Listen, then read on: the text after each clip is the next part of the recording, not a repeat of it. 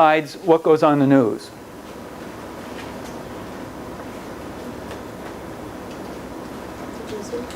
The people that pay for advertising space and commercials. Okay, so when you start to ask the question of what out of all the possible things that could get on the news, some things get on, and an infinite number of things don't get on. Who makes that decision? Well, you start to talk about, well, it has something to do with money, has something to do with position. And how did people get in that position? Well, there were promotions, and there was, choices made about who would go up that ladder and get to be the producer or get to be the executive. And so there are political questions. There are always political questions that enter communication issues. Who gets to talk, who doesn't? Who has access to the media, who doesn't have access to the media? How does news get created? I don't know if you've ever studied news processes. But how does a news story go from an event to a story? What happens to it along the way? What happens to a news photograph? A photographer goes out, he takes 15 pictures, 20, 30, 40 pictures. Some part of one of those pictures gets picked for the story. That's a fascinating study to see how that, and what happens to change the way that story. You could write that story in 20 different ways and it would have 20 different kinds of effects on people. So critical theory asks, whose interest is this in? Who got to talk and shape the story? Why did they do it that way? What's going on? Who benefits from that? Who suffers from that? So power, political, money, interests, marginalized groups. So that's critical theory. Is that 7? Griffin throws in a third, ethical. And Craig doesn't include this in his scheme, but Griffin does. And Griffin says there's a whole lot of communication theory about deception and lying. How do you determine if someone's lying or not? Is it right to deceive people politically with propaganda? There's a lot of theory about ethical issues. People like Habermas are in this group. People like Pierce who not only say, here's what happens, but here's what should happen. As soon as you're into the shoulds, you're in a different ball game. A lot of theories don't say, here's what should happen. They say, here's what happens. But ethical and critical theories and some phenomenological, they all end up, some theories saying this is what should be happening. But as soon as you're into a should, who determines what should be? Who determines what a good relationship is like? Who determines what good communication is like in a good relationship? So that's ethical tradition that you deal with.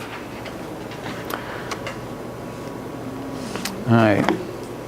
So any thoughts or questions about that? So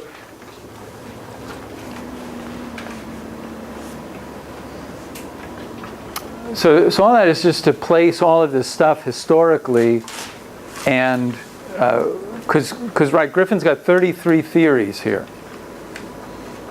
in this book. They all fit somewhere into this scheme. There are hundreds of communication theories. This is not like, any of you minors or in psychology or sociology or anthropology? Sometimes I wish I was in psychology or anthropology. They have like 5 theories. And if there are 5 theories, you got the field. Nobody knows all 350 communication theories. You can't do it. So what we have to do is to start chop it up into sections and then become specialists in some of them. So that's where I'm asking you to go, is to find your specialty in the middle of that. Thoughts, questions? All right, let's take then let's make a little theory thing. I got a couple minutes left. Let's just do this.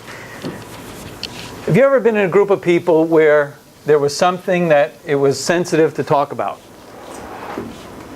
Been in a group of people where there's things you just feel like, I don't want to go there. And if someone brings it up, nobody else picks it up. Right? Okay. What's going on? You know, let's call it things we don't talk about.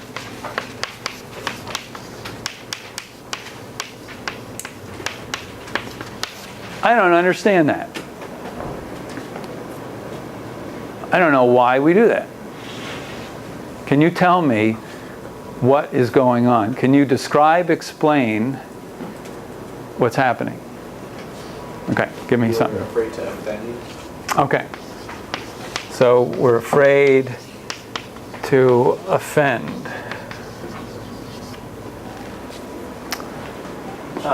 Some things, no matter what, you're not going to change someone's opinion about it. So it would just be sparking an argument that's going to take hours that won't go anywhere. Okay, so useless waste of time because you don't change others.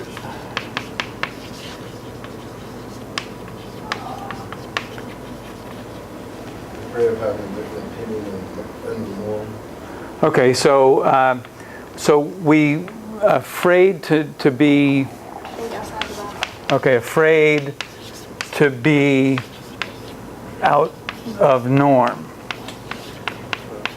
which is the word for that in sociology is called, if you're not in the norm, you are deviant. That's the word, right? So you're deviant if you're outside of the norm. So we're afraid to be perceived as deviant. It's a scary symbol. Semioticians would love to figure out how that symbol got created, right? It was like, I was brought up by, you don't talk about like sex, politics, or religion with people because... Okay. So we have a maxim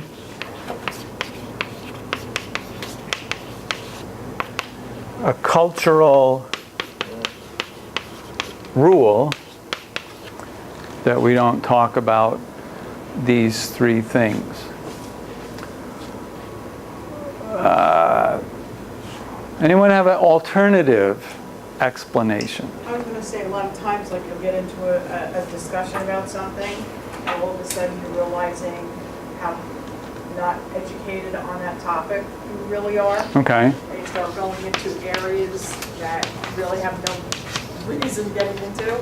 So you're afraid to reveal ignorance. There you go. They'll kind of fall under the norm, though. 'Cause Okay. You'd be out of the norm if you talked about sex, politics, or religion. Okay, so we're starting to get a lot of things in mind here. We're starting to develop a lot of reasons, explanations. Which of these are, is it more cultural? Is it more interpersonal? Is it more calculating? See, this is kind of a calculation theory. I don't want to waste my time. You don't change people anyway, so it's not worth doing. So this is kind of a calculation theory. This is kind of a personal isolation fear. I don't want to offend them and be, at odds with them. I want to keep my relationship. So that this theory is kind of about fear, whereas this one was about calculating the worth. This one is about, what's at the root of this one? Insecurity. Okay, this is more of a psychology of self-esteem. I don't want to feel stupid. I don't want to look stupid in front of other people. So I'll stay away from those things.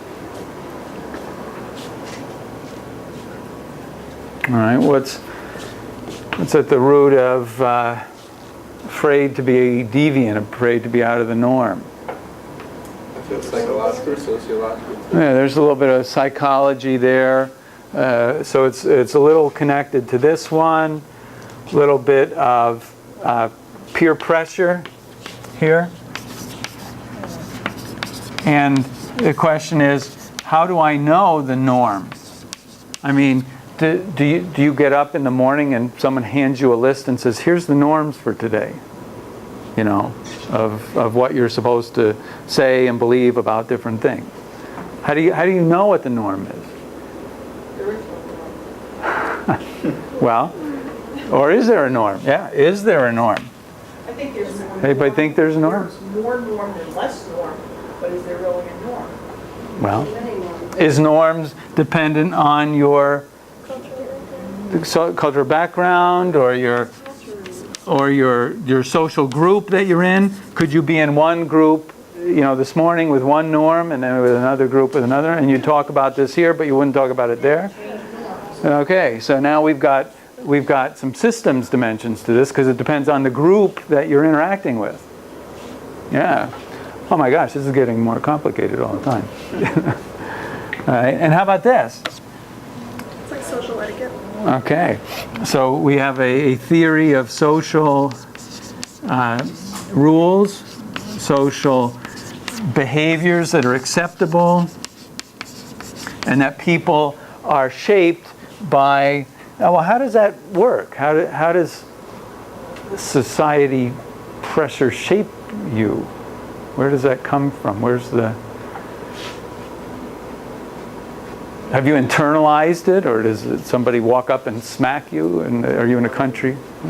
Being that we're, you know, communication-based beings and we want to be around other people, have that contact, if we are viewed as different, then we're going to be outcasts and we won't have that contact. Okay, so at root of this is a innate need for others, need to belong.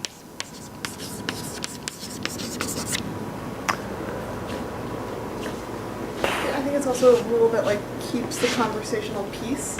Like you know that if you hit those issues that like you're no longer having a polite conversation with people. And so I think it's like a rule that was developed to keep. Okay. Some people are very opinionated and don't care what people say. Right, so there are politeness levels. There's politeness theory that says we want to save face for ourselves and we want to save face for others, and so that shapes our communication. It explains what's going on in our communication.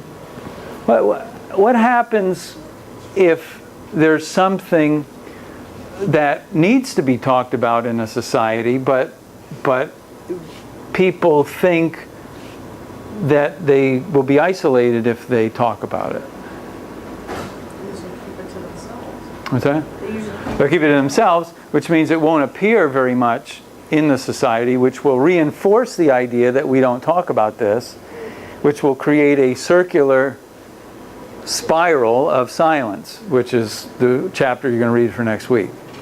So the first chapter that you're going to read for next week is this theory, the question of this theory. We Why? also think about it a lot of times. We think about saying it, or not saying it, or saying it maybe like you said before, to a third party. Right, so we calculate the odds of, and how do we detect?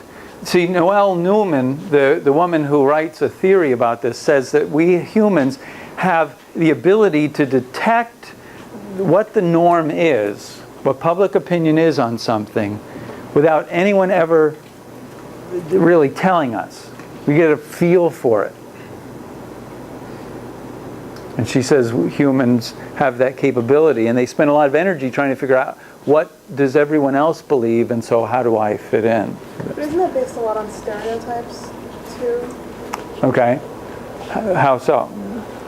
That unique types of people, that's how you get a feeling for, you know, if you go to a big kind of liberal arts school, you know that if you go there, the majority of the population will be Democrats, and you know, and it's all based on stereotypes. Like, it's a lot of our feelings towards what we can and can't say. So we detect it on the basis of stereotypes. Right. So stereotypes are the detector.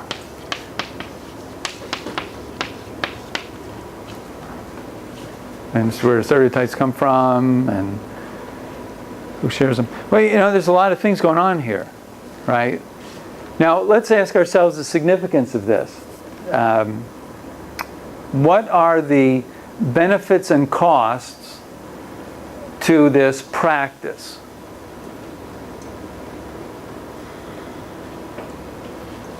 Don't they differ with every situation? Well, let's try general. What's the benefit of not talking about stuff that you feel like you're going to be out of sync We wouldn't be with arguing as people? much, that's for sure. Okay, so one of the benefits is peace. Peace. At least we get to not fight. So it's peace, at least some kind of a peace. You avoid alienating some people. Okay, we keep together. We stay as a group. We have cohesion as a social group. No one will look at you weird. All right, so you have esteem. You belong. I belong. I value. I have esteem. I'm part of the group. I may not agree with what my group is doing. I may not agree. I'm with a group of friends. Somebody shoplifts, and I feel like everyone's letting it go, so I don't say anything about it, but I really feel upset about it. So, question? Oh, yeah. Okay. You don't have to change anything that you do. You don't have to change. Okay, yeah, stability. I don't have to, all right. So what are the general costs of this phenomenon? This is a communication phenomenon that happens. We're trying to look at it and figure out why, what's going on. Can I explain, describe, predict, and transform this? You suppress your own opinions. Okay, so it's a suppression. So the conflict kind of moves inside. Man, I really don't like that he stole that thing, you know. But I don't want to say anything, but I really feel like it's wrong. And so I know I'm all conflicted. It kind of builds up inside of you, and then like when something else happens, you kind of like go crazy. Okay, so it has the potential for, let's call it violence. Explosive behaviors that built up over time, and there was no way to deal with it productively, so you just go. It prevents understanding. What's that? It prevents Okay. understanding. So there's no growth of understanding, no progress in understanding. And understanding. And, you know, bad things can keep going. You know, like we steal or we do violence or we do stuff, and I don't agree, but I go along because I don't want to be on the out, so I don't say anything. Which is here's the communication part. Psychologists would say I go along because I don't want to be isolated. I don't want my self-esteem to suffer. A sociologist would say I go along because I don't want to be alienated from the social group. Communication person says I don't speak up. We pay attention to the messages that are part of the deal. So I'm Sometimes afraid. there's guilt also. Large guilt. Okay, the cost is guilt. I should have said something, Right. but I didn't. Now I have an internal psychological conflict. All right, so what's the value of a communication theory then? To give a happy medium between the two. Well, what could a communication theory of silence do? Create ignorance. Can break you out of. Let me get here first. I say create ignorance. Well, the communication theory, if you don't have it, you just, You said what did you just say? what can you do with this?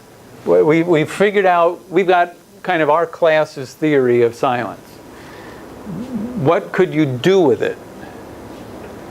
Address it. How does it give you direction for addressing the issues? Let me get some other people. How does it give you direction?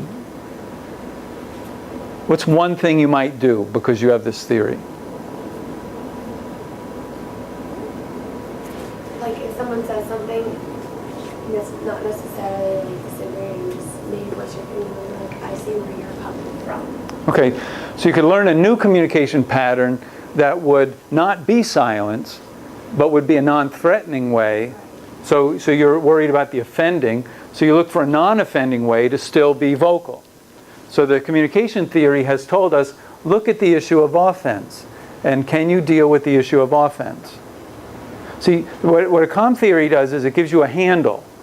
Because if you say, well, if I said to you before, I said, well, people don't like to talk about stuff, go fix that. You'd be like, I don't know, well, where do I start? But now you could start about offense, you start about self-esteem. If you can help people to build their self-esteem not on the basis of their friends and their peer pressure, but on some other thing, they're more likely then not to be afraid. So you can begin to act because you've got a theory. So, and we can do this with all kinds of different topics. So we're done. Email me if you have any questions. Work on an entry. Maybe do something about this where you've experienced this kind of an issue and how this kind of opens it up for you. All right, let me make sure I have, what is your name? Tony Sincata. Right there. Sincata, okay, Tony. Okay. Yeah, it's just two, they're in sec twos. Key and Gardner. You're not on here, so Gardner. Key, what is his first name? Kean, K-E-A-N. Okay. Yeah, when was this printed? I don't know. Bye. That's why. 30. All right. I should be on a newer one. All right. Thank you. Very good.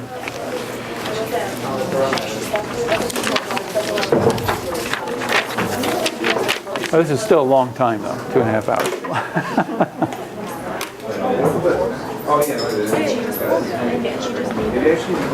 Yeah, Jillian was in Dr. Mike's stuff.